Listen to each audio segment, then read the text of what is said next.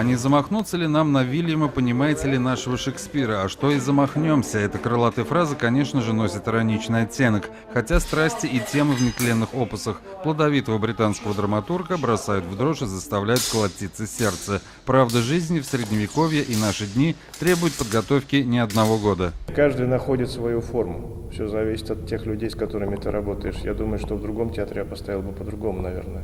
Вот с этими людьми я нашел эту форму, и она никак не связана с общепринятыми тенденциями. Актеры театра не видели ничего подобного. Задействованы будут площадки входа на балкон и дверные пространства. Замком Эльсинор станет плоскость перед входом в зал. Вот так глаза в глаза развернется история о несчастных семьях древнего времени. Тем не менее, сегодня это всегда интереснее вдвойне. Ощущать заново знакомую тему, открывать новое поколение актеров и видеть чистый театр. Когда я пришел в театральное училище, я не думал, что я буду играть Гамлета. Плохо тот солдат, который не хочет стать генералом, и мечты были. Все рядом, все здесь, все натурально, и это очень даже помогает чувствовать вот эту... Площадка очень помогает чувствовать эффект замка.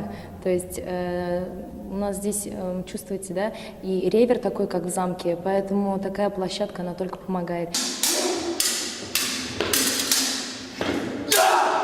Перевод на татарский язык сделан татарским классиком Наки Санбетом по русскому варианту Михаила Лозинского. По замыслу режиссера в спектакле «Гамлет. Сцены» найдутся и купюры. Есть такие моменты, там, как «Бедный Йорик», да, или «Быть или не быть». «Быть или не быть» — вот большая проблема самой фразы перевода на татарский язык, мы ее оставили в оригинале.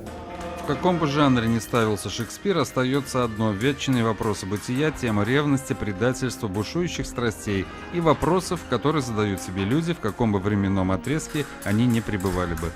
To be or not to be. Yazmışına buysanım mı? Elle karşı kreşi. Дмитрий Пивоваров, Альфред Камилевский, телеканал «Эфир».